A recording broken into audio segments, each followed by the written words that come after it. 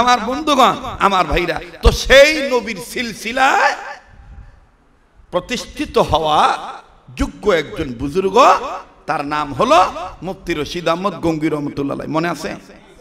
সাগরেতের বাড়িতে গেছে ৫-৭ জন সাগরেত নিয়ে, ওই ৫-৭ জন আলেম, যার বাড়িতে গেছে তিনিও আলেম, যিনি নিয়ে গেছে তিনিও আলেম। মাশাআল্লাহ, আমরা যার মুরিদ তিনিও আলেম, আমরা যারা মুরিদ আমরা অধিকাংশ আলেম। হ্যাঁ, এলেম কারো কম বেশ থাকতে পারে, কথা কয় না, আমলও কারো কম বেশ থাকতে পারে। মোহতারাম হাজিরিন, তো এই রশিদ আহমদ গঙ্গী রহমতুল্লাহ ৫-৭ জন সাগরেতে নিয়ে গেছে। আগে তো আর ওইরকম চিঠি ছিল না, এরকম এই যে মেসেঞ্জার, তারপরে হোয়াটসঅ্যাপ, ইমো, এগুলো ছিল না। হঠাৎ করে যখন ৫-৭ জন সাগরেত নিয়ে গেছে, বাড়িওয়ালা দেখেই, শুনতেছেন আপনারা, খুব খেয়াল করেন, এদিক সেদিক তাকায়েন না, বাড়িওয়ালা দেখেই সালামের উত্তর দিয়া ডাক দিয়ে কয়, হুজুর গো, ওগো আল্লাহর ওলি, কিভাবে ৫-৭ জন আলেম ওলামা আপনি নিয়ে আমার বাড়িতে আসলেন গো হযরতজি? হযরতজি, আপনি আমাকে জানালেন না, একটু এতলা দিলেন না। রশিদ আহমদ গঙ্গী রহমতুল্লাহ ডাক দিয়ে বললেন, বেটারে, তুমি আমার রুহানি সন্তান, গত রজনীতে আমি তোমাকে স্বপ্ন দেখেছি, তোমার বাড়িতে আসার জন্য আমার কোনো অনুমতির প্রয়োজন নাই।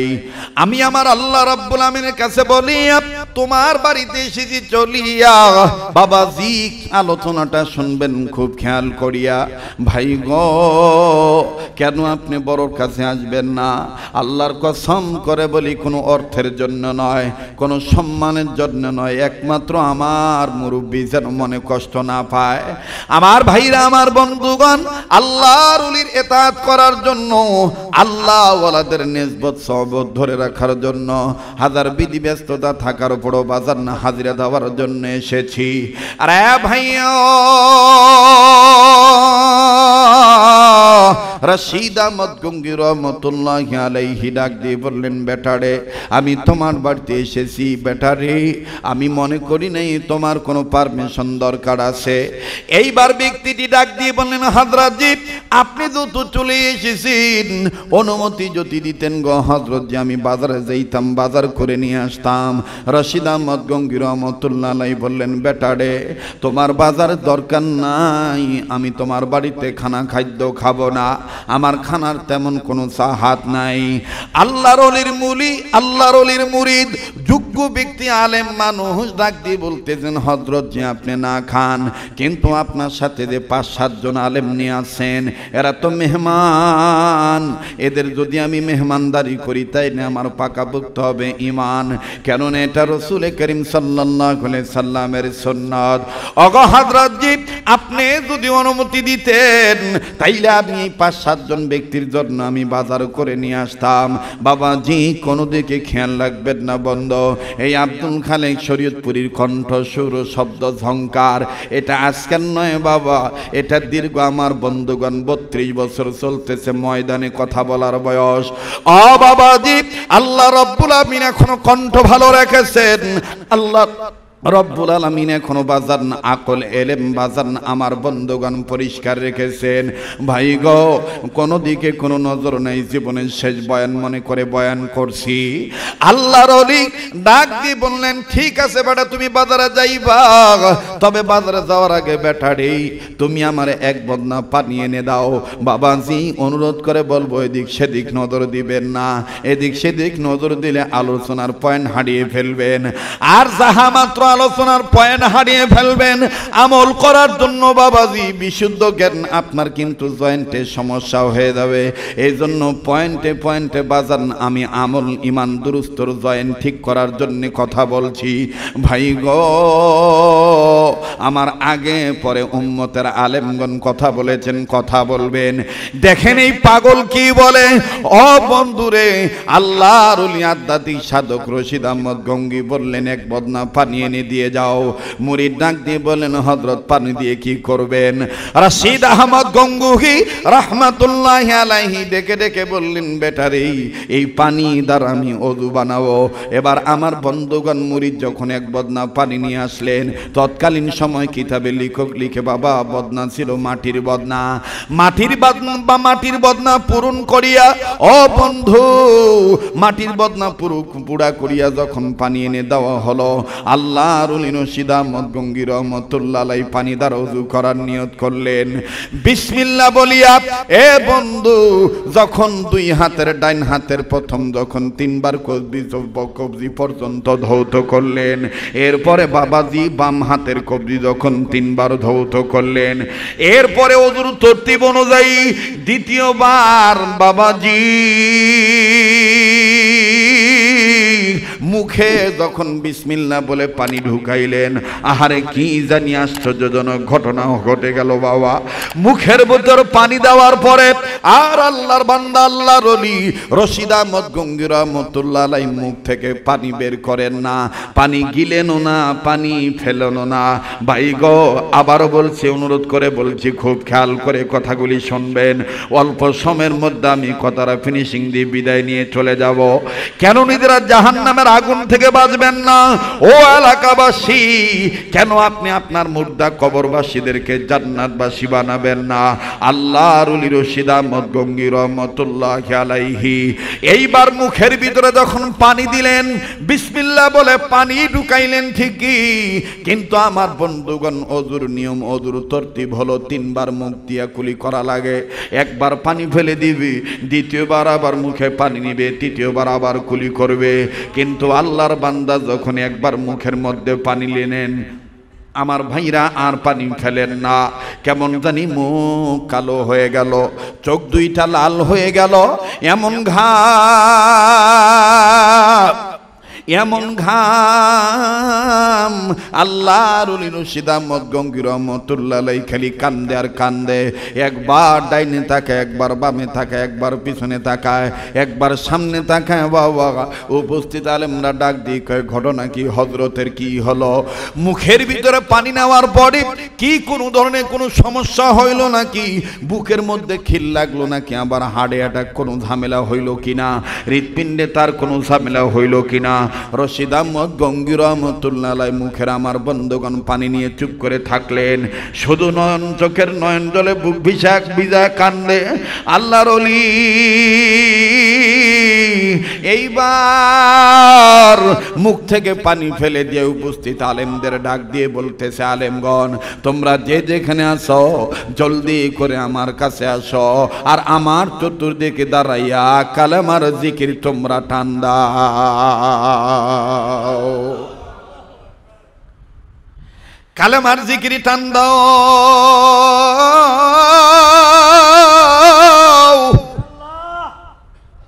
কালেমা লা ইলাহা ইল্লাল্লাহ বলো। উপস্থিত উলামায়ে কেরামগণ রশিদ আহমদ গঙ্গুহির কান্না দেখে কান্দে আর ডাক দিয়ে বললেন, হযরত জি এইভাবে আপনি চতুর্দিকে দাঁড়ায় কালেমা তৈবার জিকির করতে বলতেছেন, হযরত জি আপনি বলেন তো দেখি আসলে কি হইছে, আসলে ঘটনা কি আপনি বলেন তো দেখি। রশিদ আহমদ গঙ্গী রহমতুল্লাহ আলাইহি ডাক দিয়ে বললেন, কথা কম বলো, আগে তোমরা সবাই মিলে লা ইলাহা ইল্লাল্লাহ জিকির করো। ভাইজান এইভাবে যখন কয়েক মিনিট কিছু সময় যখন জিকির করা শুরু হলো, হঠাৎ করে মাঝখান থেকে রশিদ আহমদ গঙ্গী রহমতুল্লাহ আলাইহি দাঁড়িয়ে গেলেন। রশিদ আহমদ গঙ্গুহি দাঁড়াইয়া দুই হাত আসমানের দিকে উঁচু করিয়া আল্লাহকে ডাক দি বলে, আল্লাহ গো ওই এলাকার ওই কবর আযাব তুমি মাফ করে দাও গো আল্লাহ, ওই কবরওয়ালার আযাব তুমি মাফ করে দাও গো আল্লাহ। ও গো আমার আল্লাহ,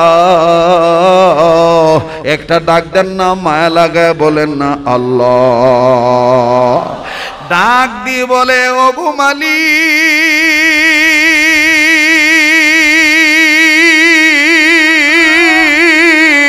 আল্লাহ, ওই কবরওয়ালার কবরে আযাব তুমি মাফ করে দাও। উপস্থিত আলেমরা ডাক দিয়ে বলতেছেন, হযরতজি এই জায়গায় তো কবর আমাদের আশেপাশে নাই, কয়েক শত কিলোমিটার দূর কবর আছে।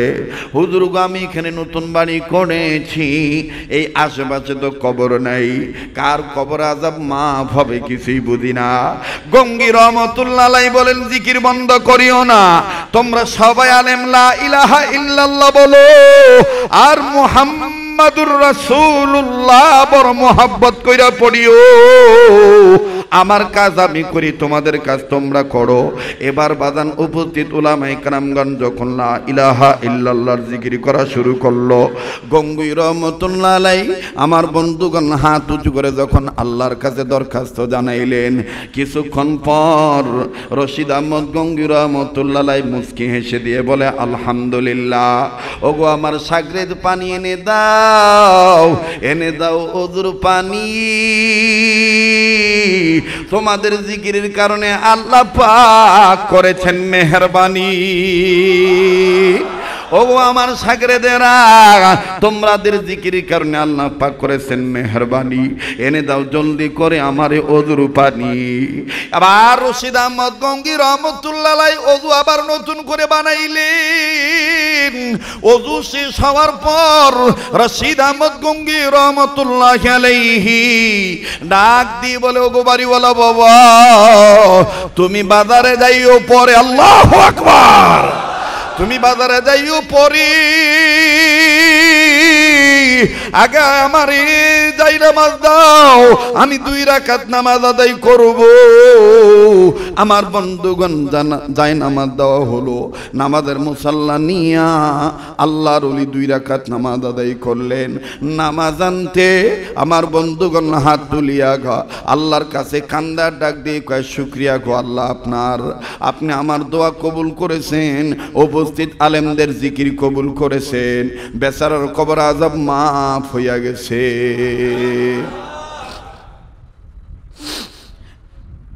হযরত রশিদ আহমদ গঙ্গুই কুতুবুল ইরশাদ কুতুবুল আলম রশিদ আহমদ গঙ্গুই নামাজের মুসল্লা থেকে যখন উঠে দাঁড়াইলেন, আলেমগণ কান্দার ডাক দিয়ে বললেন, হযরতজি কিছুই বুঝলাম না, कोई चीज मेरे समझ आता नहीं, কোনো কিছুই আমাদের বুঝে আসলো না। হযরত কি হয়েছে একটু খুলে বলেন তো দেখি। রশিদ আহমদ গঙ্গি রহমাতুল্লাহ আলাইহি বলেন, বাবারা, আল্লাহওয়ালা যারা হয় তাদের অন্তর চক্ষু আল্লাহ খুলে দেয়। তারা বসে থাকে বাংলায়, চর্ম চোখ বন্ধ করলে বাতিনি চোখ দিয়া দেখতে পায় সোনার মদিনায়। রশিদ আহমদ গঙ্গি রহমাতুল্লাহ আলাইহি ডাক দিয়ে বলতেছেন, বাবা আমি সরল মনে তোমার কাছ থেকে ওযুর পানি চেয়েছিলাম, প্লিজ দেখেন তো দেখি দিলটা নরম হয়নি। বলে, সরল মনে বাড়িওয়ালার কাছ থেকে ওযুর পানি চেয়েছিলাম, ওযু করব, আমি আমার আল্লাহর কাছে মাপ চাইব। ওযু করার জন্য যখন আমাকে পানি দেওয়া হলো, এই পানিটা যে বদনা এনে দেওয়া হলো, এই বদনাটা ছিল মাটির বদনা। শাগরেদরা বলে, হ্যাঁ হ্যাঁ, এই বদনা তো মাটির বদনা ছিল। গঙ্গি রহমাতুল্লাহ আলাইহি বলে, এরপরে আমি আর কিছু বলতে পারবো না, এগুলো শুনলে তোমরা ঠিক থাকতে পারবা না। বাজান সুলুকের লাইনে ইলমে মারিফাতের কিতাবের মধ্যে পাওয়া যায়, গঙ্গি রহমাতুল্লাহ আলাইহির এই বদনার কথা শুনে ওই সময় 2 জন আলেম ইন্তেকাল করেছিলেন। না জানি আমাদের কি অবস্থা হয়। আমার ভাইরা, গঙ্গি রহমাতুল্লাহ আলাইহি কাঁদে আর ডাক দিয়ে বলে, আমি যা দেখেছি তোমরা তা দেখো নাই, আমি তা বুঝতে পেরেছি তোমরা তা বুঝো নাই। এই যে মাটির বদনার পানি যখন আমি মুখে নিলাম, হঠাৎ করে মাটির এই বদনার পানিটা আমার মুখে নেওয়ার পরে মুখটাই এমন তিতা হয়ে গেল, আমি মুখটা নাড়াইতে পারতেছি না। আমি আমার চর্মচক্ষু বন্ধ করে দেখেন তো ভাইয়া এক ফোঁটা চোখের পানি ফালাইতে পারেন কিনা। কান্না না আসলো কান্নার ভান ধরবে। এটা তো সেই মুরব্বীর বয়ান করতেছি যেই মুরব্বী কানতে কানতে কবর আযাবের ভয়ে কানতে কানতে চোখ অন্ধ বানায় ফালাইছিলে। একজন জিজ্ঞাসা করেছিলেন, হযরত জি গঙ্গুহি, আপনি কবর আযাবের ভয়ে এইভাবে কাঁদতেছিলেন, কেঁদে কেঁদে নিজের চোখের জ্যোতি হারাইলেন, আপনি কি কবর আযাব দেখেছেন? গঙ্গুহি রাহমাতুল্লাহ আলাইহি বলে, আমি কি না দেখা কান্দি? বলে, হযরত কেমনে দেখছেন আমাদের একটু শোনান না। গঙ্গুহি রাহমাতুল্লাহ আলাইহি বলে, তাইলে তোমরা শোনো। আমি প্রায় কবর জিয়ারত করি। কবর জিয়ারত করার দ্বারা কলবের ময়লা সাফ হয়, মরণের কথা স্মরণ হয়, গুনার বোঝা হালকা হয়ে যায়। একদিন আমি রশিদ আহমদ গঙ্গুহি এক কবর জিয়ারত করার জন্য দাঁড়াইলাম। দাঁড়ানোর পর আমি যখন সূরা ফাতিহা পড়ে আরো সূরা তেলাওয়াত করতেছিলাম, হঠাৎ করে ওই কবরের ভিতর থেকে কেমন জানি আমার গায়ে গরম বাতাস লাগতেছিল। এমন গরম বাতাস, আমার খুব ভয় লাগতেছিল। পৃথিবীর কোনো গরম বাতাসের সাথে এই বাতাস মিলে না। আমি তখন ওই জায়গায় দাঁড়াইয়া বাতিনি চোখ খুলিয়া চর্মচক্ষু বন্ধ কইরা আল্লাহরে মায়া করে একটা ডাক দিয়ে বললাম, আল্লাহ। দেন না একটা ডাক, দেন না, বলেন না আল্লাহ। জানি না কার জীবনে কি গুনাহ আছে। যদি গুনাহ থেকে থাকে, ও আলেম ভাইরা, ও তলবে আলেম বাবারা, কার পিছনে জানি মালাকুল মউত দাঁড়ায় রইছে, কার জন্য জানি জংলার বাস রেডি হয়ে গেছে, কার জন্য জানি কাফনে কাপড় তৈয়ার হয়ে গেছে, কার জন্য জানি রে কবরের মাটি বায়না হয়ে গেছে। এই দুনিয়া কিন্তু থাকার জায়গা নয়। এই দুনিয়ায় কেউ চিরদিন থাকতে পারবো না। প্রাণের ছেলে, প্রাণের মেয়ে, প্রাণের মা বাবা কেউ আমার কবরে যাবে না। যাবে শুধু আমার আপনার নেক আমল। প্লিজ কেউ কারো দিকে তাকায়েন না। যুবক, নিজে দেখো তো দিলটা নরম হয়নি? কান্না না আসলো কান্নার ভান ধরবে। আমার দিল বলে এই মজলিসটা সাধারণ মজলিস নাই, আল্লাহ ওয়ালাদের নূরানি রুহানিয়াত ফায়েজ বরকত হাজির হয়ে গেছে। আরে কার কি চাওয়ার আছে চাইও,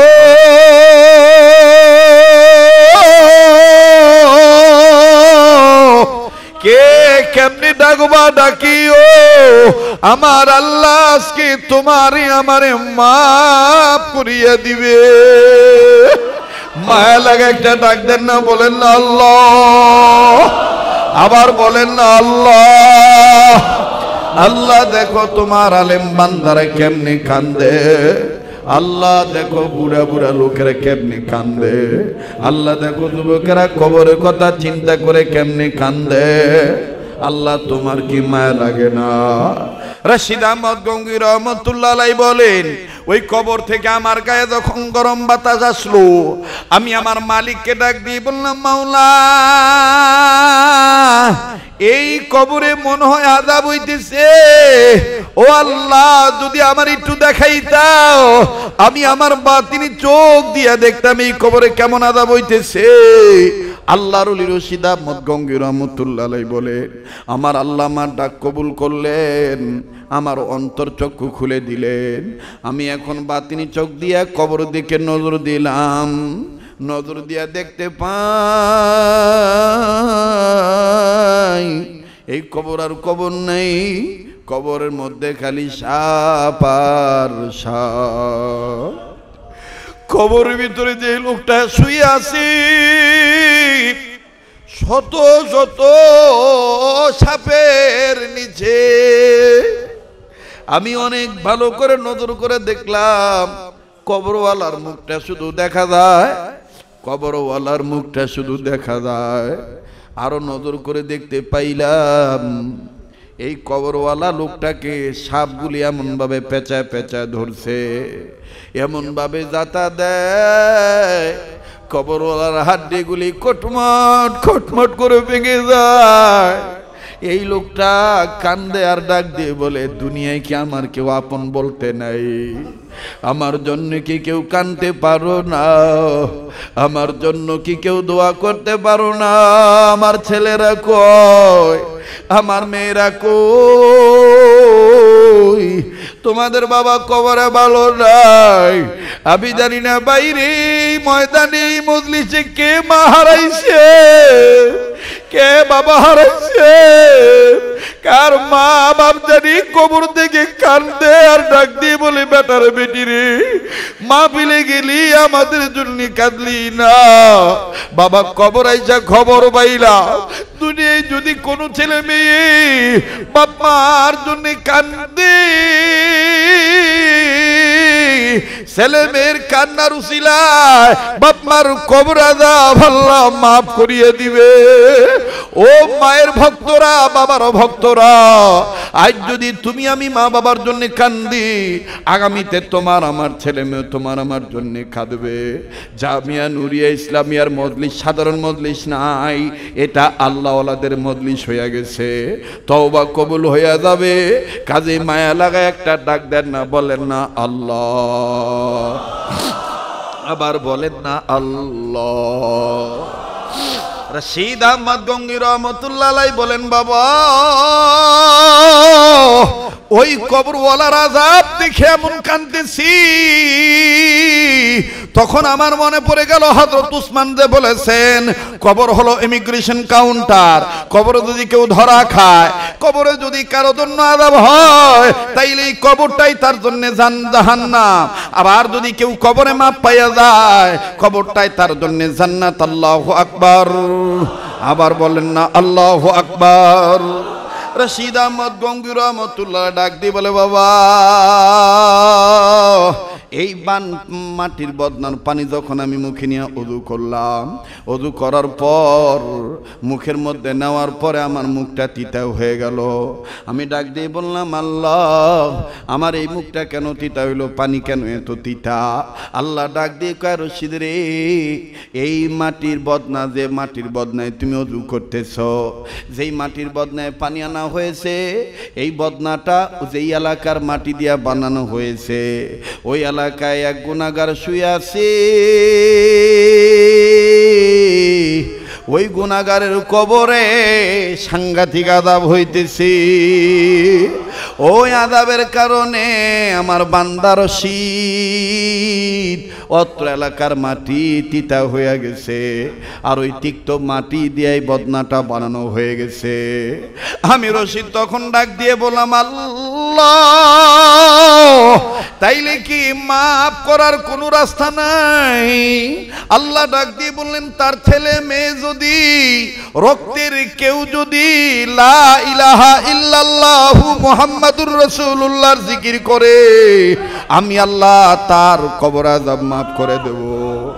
আলেম বাবারা শুনে নাও, শুনে নাও, আমি রশিদ আহমদ গঙ্গী খোঁজাখুঁজি করে দেখলাম, ওই লোকের কোনো নাইনাত করেও বেঁচে নাই, ওই লোকের ছেলে মেয়েও নাই।